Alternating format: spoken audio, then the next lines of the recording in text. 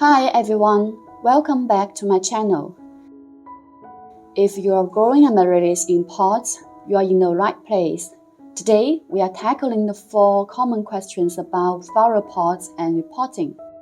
1. Should you choose big pots or small pots for amaryllis bulbs? 2. Which is better, terracotta or plastic pots? 3. When is the ideal time to repot your amaryllis? 4. What's the proper way to repot them? Okay, let's get started. Choosing the right pot size.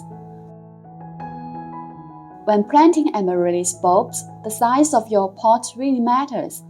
It's best to use a flower pot that isn't too large. Ideally, select one that is about 2 inches wider than the diameter of the bulb. You can check the fit by placing your hand between the bulb and the rim of the pot. Aim for a space of about 2 to 3 fingers.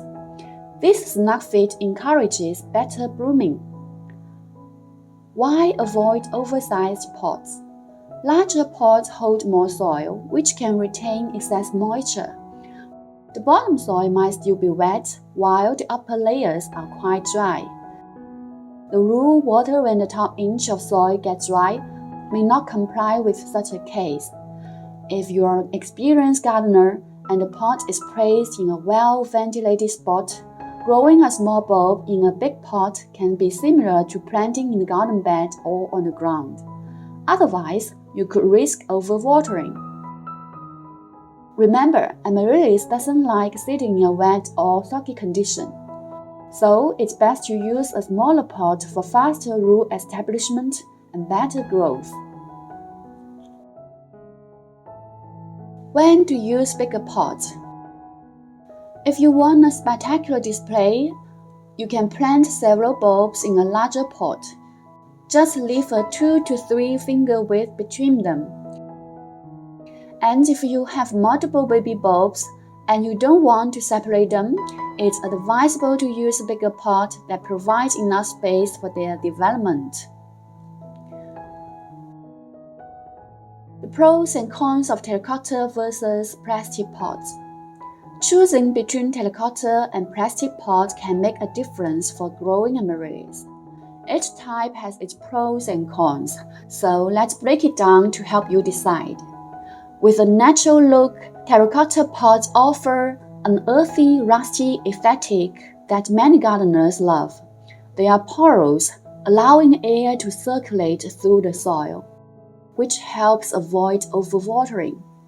You are less likely to have root rot or bulb rot problems with terracotta pots. On the other hand, terracotta pots are more expensive and they are heavier after being filled with soil, making them harder to move around. With rough handling or when roots outgrow the pot, they are prone to cracking. In hot climates, good aeration can become a disadvantage.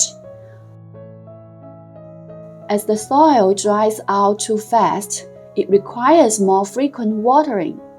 When the roots of the amaryllis have grown fully, some roots will stick closely to the pot. On hot days, water evaporates quickly from terracotta pots.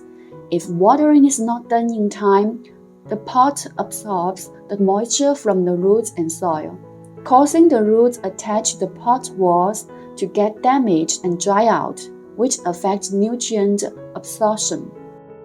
As for plastic pots, being lightweight, they are easy to move and store, especially if you need to bring your amaryllis indoors during cold weather. Plastic pots hold moisture longer, which can be beneficial in dry or warm environments.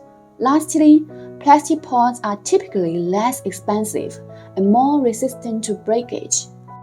Of course, plastic pots are less appealing and they don't allow the same level of airflow to the roots as terracotta pots, which can increase the risk of root rot if the soil stays too moist.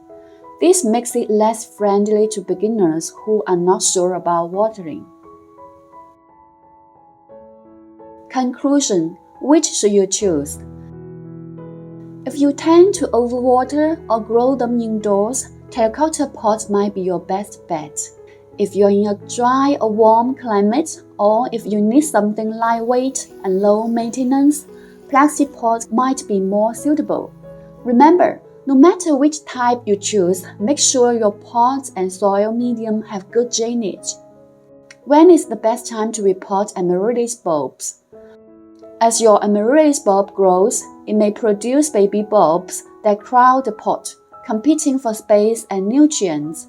The roots can also become bound, limiting their access to water and nourishment.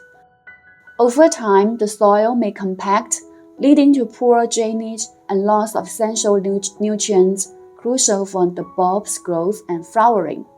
To maintain optimal growth and health, repotting every 2 years is recommended.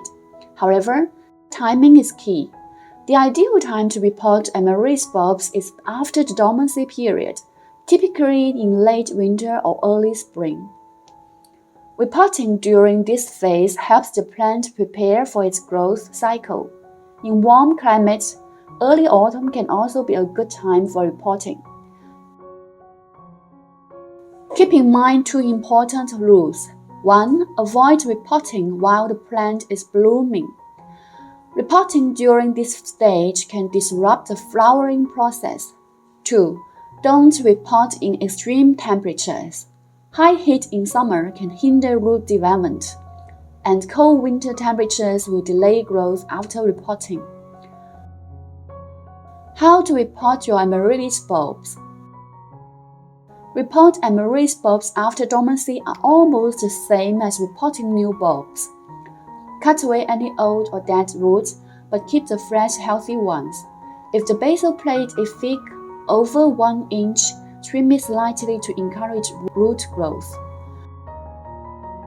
Fill the pot with fresh soil and place the bulb in it, making sure the top third of the bulb is above the soil line.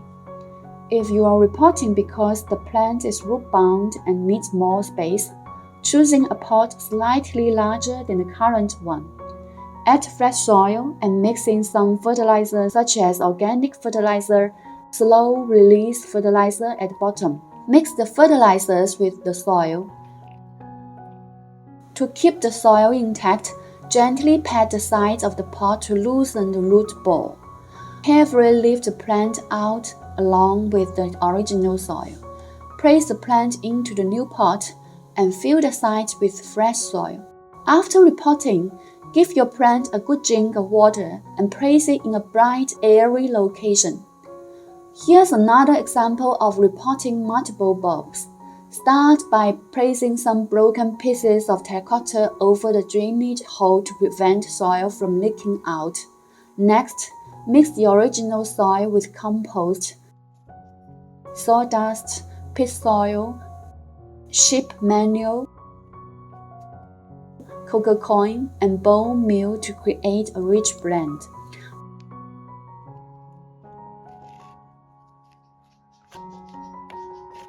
Place the bulbs in the pot and fill in the gaps with the prepared soil mix.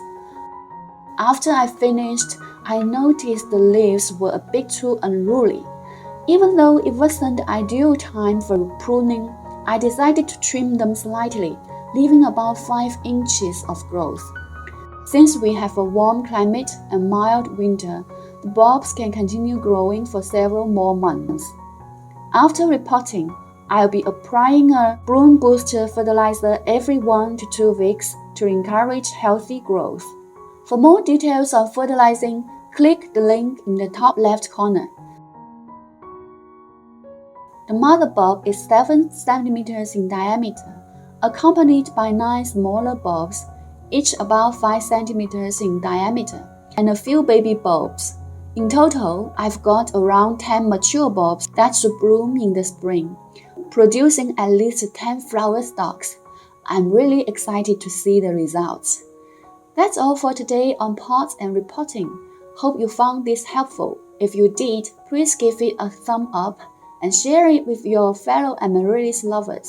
Don't forget to subscribe to my channel for more content. See you next time. Bye.